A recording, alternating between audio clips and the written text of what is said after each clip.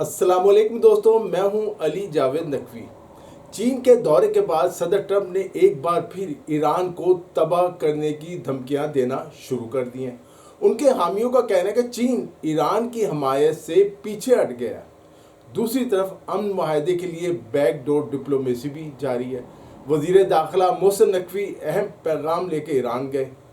صدر ٹرمپ نے یہ اعتراف بھی کیا ہے کہ وہ ایران سے جنگ بند نہیں کرنا چاہتے تھے، لیکن پاکستان کے کہنے پر انہوں نے سیز فائر کیا۔ انہوں نے پاکستان کی تعریف بھی کی۔ امید ہے امریکہ اور ایران کے درمیان کوئی درمیانی راستہ نکل آئے گا اور جنگ دوبارہ شروع نہیں ہوگی، لیکن اگر جنگ دوبارہ شروع ہوئی تو پھر اسے روکنا ممکن نہیں رہے گا اور یہ جنگ بہت سے ممالک کو اپنی لپیٹ میں لے لے گی۔ ایران کے وزیر خارجہ عباس عراقچی نے یو اے ای سمیت بعض عرب ممالک کو خبردار کیا کہ اسرائیل اور امریکہ انہیں ایران سے نہیں بچا سکے، اس لیے وہ اپنی اسرائیل نواز پالیسیوں کو ترک کر دیں۔ امن معاہدے کی کوششوں کے درمیان دو ایسے واقعات ہوئے ہیں جنہوں نے جیو پولیٹکس اور مشرق وسطیٰ کی جنگی صورتحال کو مزید سنگین بنا دیا ہے۔ ایک تو امریکی صدر ڈونلڈ ٹرمپ کا دورہ چین ہے، جس میں امریکی صدر چین سے کچھ زیادہ حاصل کرنے میں کامیاب نہ ہوئے اور دورے کے دوران مایوس بھی نظر آئے۔ دوسرا اہم واقعہ انڈین وزیر اعظم نریندر مودی کا دورہ متحدہ عرب امارات ہے۔ پہلے ہم مودی کے دورے یو اے ای پر بات کرتے ہیں۔ اس دورے میں مودی نے اپنا سارا وزن متحدہ عرب امارات کے پلڑے میں ڈال دیا۔ وہاں سے انہیں اربوں ڈالرز کی سرمایہ کاری کی یقین دہانی بھی مل گئی ہے۔ مودی نے امارات پر ایرانی حملوں کی سخت لفظوں میں مذمت بھی کر دی۔ یہ وہی مودی ہیں جنہوں نے ایران کے سپریم لیڈر آیت اللہ خامنئی کو شہید کرنے اور ایران پر امریکی اور اسرائیلی حملوں کی مذمت نہیں کی تھی، جس کا ایران نے برا بھی منایا تھا۔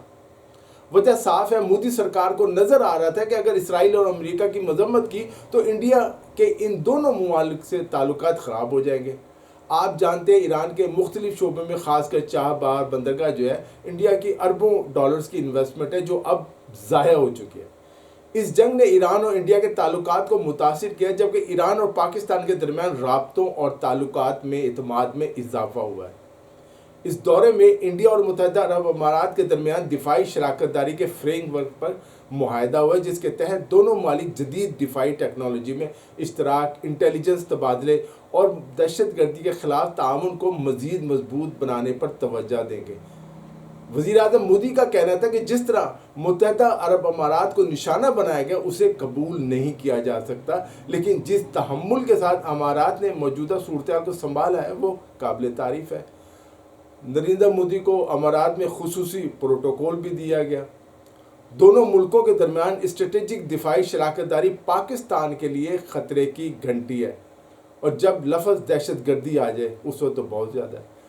ہم یو اے ای کو اپنا دوست سمجھتے رہے، لیکن وہاں سے جس طرح فرقے کی بنیاد پر پاکستانیوں کو نکالا جا رہا ہے وہ بہت افسوسناک ہے۔ ایسا لگ رہا ہے کہ اب یو اے ای انڈیا کی سازشوں کا نیا گڑھ بن جائے گا۔ انڈیا یو اے ای کے راستے دیگر عرب ممالک میں بھی اپنا نیٹ ورک بنانے کی کوشش کرے گا۔ انڈیا نے وہاں اپنے پنجے گاڑ لی ہیں۔ معاہدے کے تحت انڈیا اور یو اے ای جدید دفاعی ٹیکنالوجی میں تعاون بڑھائیں گے، اور یہ کس جہت میں ہوگا، یہ خطرہ ہے۔ عرب لیگ اب دو مختلف سوچوں میں تقسیم نظر آتی ہے۔ ایک گروپ کی قیادت سعودی عرب کر رہا ہے اور اسرائیل نواز گروپ کی قیادت یو اے ای کر رہا ہے۔ اب بات کرتے ہیں صدر ڈونلڈ ٹرمپ کے دورہ چین کے حوالے سے۔ دورہ چین سے امریکہ کو کم اور چین کو زیادہ فائدہ ہوا ہے، معاشی بھی اور عالمی سیاست کے حوالے سے بھی۔ صدر ٹرمپ نے اس سے پہلے 2017 میں چین کا دورہ کیا تھا، لیکن اس وقت امریکہ خود کو واحد سپر پاور سمجھتا تھا۔ آج 2026 میں امریکہ کے مقابلے چین ہر میدان پر ڈٹ کر کھڑا ہے، بلکہ کئی شعبوں میں امریکہ سے آگے نکل چکا ہے۔ امریکہ چین کی ترقی کو روکنے کے لیے کئی قسم کی پابندیاں لگا چکا ہے، کوششیں کر چکا ہے، لیکن چین بار بار یہ کہتا رہا کہ ہمیں جنگ کی طرف جانے کے بجائے ایک دوسرے سے تعاون کی طرف جانا چاہیے۔ چین کا آج بھی یہی موقف ہے۔ امریکہ کو بھی یہ بات سمجھ آ گئی ہے کہ چین سے جنگ نہیں جیتی جا سکتی۔ دوسری طرف اب امریکہ تنہا دنیا کے فیصلے نہیں کر سکتا۔ ٹرمپ امریکی معیشت کو سہارا دینے کے لیے چین سے تعاون بڑھانا چاہتے، اس لیے وہ اپنے ساتھ امریکہ کی کم از کم 20 بڑی کمپنیوں کے سربراہان کو اپنے ساتھ چین لے کر گئے تھے۔ امریکہ نے مصنوعی ذہانت میں کام آنے والی چپ پر پابندی عائد کر دی تھی تاکہ چین کی ترقی کو روکا جائے، اے آئی کے شعبے میں خاص کر، لیکن چین جانے سے پہلے انہوں نے یہ پابندی اٹھا لی۔ اب شاید چین کو امریکہ پر انحصار کرنے کی ضرورت ہی نہیں رہی، چین خود تمام چیزیں بنانا شروع کر دیا اس نے۔ چین ایسی مصنوعی ذہانت چاہتا ہے جو مہنگی توانائی اور پابندیوں سے محفوظ ہے، کیونکہ ان کے جو 15واں 5 سالہ منصوبہ ہے اس نے مصنوعی ذہانت کو معیشت کا بنیادی ستون بنایا گیا۔ امریکہ نے پابندیاں لگا کر دیکھ لے لیکن وہ چین کا کچھ نہیں بگاڑ سکا۔ اب وہ تعاون کے لیے ہاتھ بڑھا رہا ہے۔ امریکہ کے پاس 2 راستے، یا تو چین سے تعاون کرے یا چین سے جنگ کرے۔ ماضی میں یہ ہوتا رہا کہ دنیا پر حکومت کرنے کے لیے مختلف ریاستیں ایک دوسرے سے جنگ کرتی رہی ہیں۔ جس طاقتور ریاست کو یہ خطرہ ہوتا تھا کہ کوئی اسے چیلنج کر سکتا ہے یا اس کے مقابلے میں آ سکتا ہے تو اس پر حملہ کر دیا جاتا تھا۔ امریکہ بھی یہی کچھ کرتا رہا ہے۔ وینزویلا کے صدر کا اغوا اور ایران پر حملہ اسی سوچ کے تحت کیا گیا تھا۔ اہم بات یہ کہ امریکہ اور سوویت یونین ایک دوسرے سے سر جنگ اور پراکسی وار میں الجھے رہے ماضی میں۔ چین نے اپنی تمام توجہ اپنی ترقی یعنی معیشت پر فوکس رکھی۔ امریکہ نے بھی چین کو روس سے دور رکھنے کے لیے اپنے دروازے چین کے لیے کھولے رکھے، یورپ نے بھی کھولے رکھے۔ مغربی دانشور یہ سمجھتے ہیں کہ یہی ان کی سب سے بڑی غلطی تھی اور چین آگے نکل گیا۔ چین پرانی محاذرائی اور جنگ کی سوچ سے نکلنا چاہتا ہے۔ چین گزشتہ کئی برسوں سے امریکہ کو یہ سمجھانے کی کوشش کر رہا ہے کہ دونوں ممالک ایک ساتھ ترقی کر سکتے ہیں، لیکن سوال یہ ہے کہ کیا امریکی اسٹیبلشمنٹ صدر ٹرمپ کو محاذرائی کی بجائے تعاون کی پالیسی اختیار کرنے دے گی؟ وہاں بھی یہ مسائل ہیں۔ چینی صدر شی جن پنگ نے صدر ٹرمپ کو اگلے 3 برسوں کے لیے تعمیری اسٹریٹجک استحکام کی پیشکش کی ہے تاکہ دونوں بڑی طاقتوں کے درمیان تعلقات ون ون کوآپریشن پر مبنی ہوں۔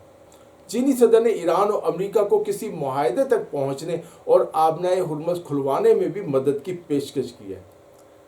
ٹرمپ نے بھی یہ دعویٰ کیا کہ چین نے ہمیں مدد کا کہا ہے۔ چین اور روس دونوں ایران کے اس موقف کی حمایت کرتے ہیں کہ خطے کا سیکورٹی نظام اجتماعی سلامتی اور باہمی احترام پر مبنی ہونا چاہیے، نہ کہ امریکی اتحادوں پر اور امریکی دھونس پر۔ اس طرح چین ایران کے پرامن جوہری پروگرام کے حق اور خود مختاری کی بھی حمایت کرتا ہے۔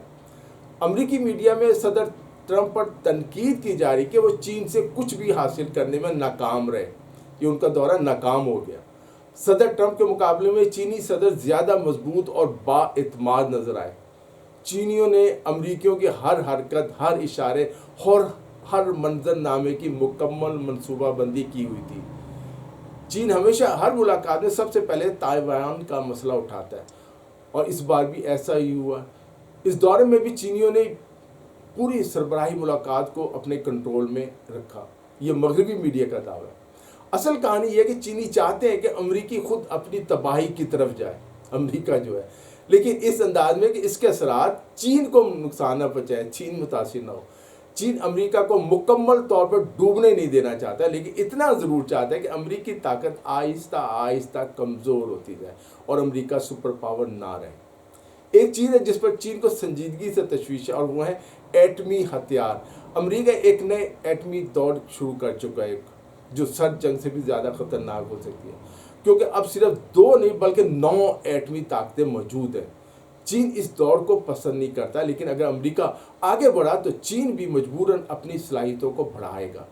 امریکہ میں بھی یہ تنقید ہو رہی ہے کہ دورے میں صدر ٹرمپ کے ساتھ سفارتی شخصیات کم اور کاروباری شخصیات زیادہ تھی، اس لیے دورہ ناکام رہا، کچھ بھی حاصل نہیں کیا جا سکا، جس سے اندازہ ہوتا ہے کہ ٹرمپ تجارت کی غرض سے لینے دینے کے لیے امریکہ گئے تھے۔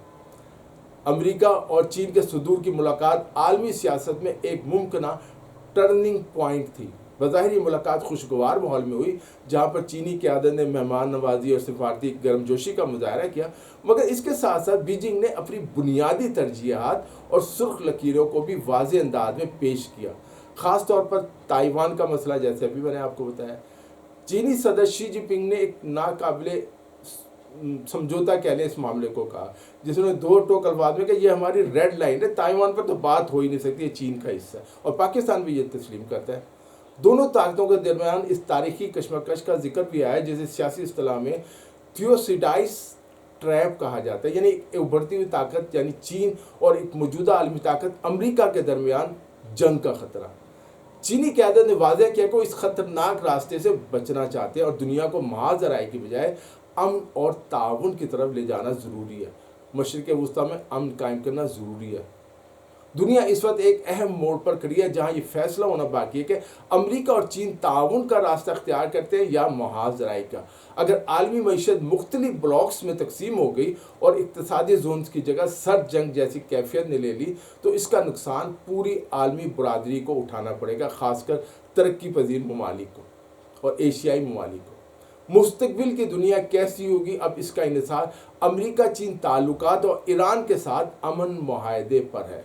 दोस्तों, इस वीडियो में इतना ही। अली जावेद नकवी को इजाज़त दीजिए। अपना ख्याल रखिएगा। खुदा हाफिज़।